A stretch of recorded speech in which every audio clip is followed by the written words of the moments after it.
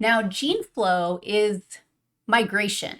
So, a population of critters can change. The allele frequency in that population can change if you have migration take place. So, all of a sudden, a new group of critters comes to join you.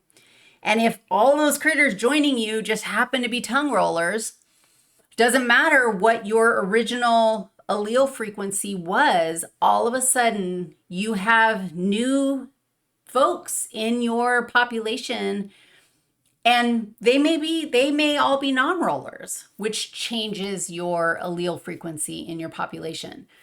Migration, gene flow, genes, alleles flowing from one place to another. That is random. I just have to write it down. Random. Although you might argue that, I don't know, I'm sure you can come up with some examples for how that isn't entirely random or might not be entirely random. So it's probably good to interrogate, like, what are the characteristics of the folks who are coming in? But you certainly aren't controlling who comes in, who arrives. These butterflies that are migrating from one place, I don't know where they're coming from, South America to North America, on their way, awesome, wave to them as they go by.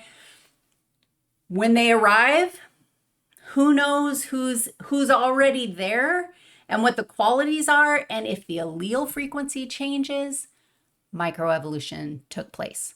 Microevolution gives rise to the possibility of macroevolution. This is probably the one where you go like, oh, okay, that's easy. The next one, genetic drift, is a little bit different.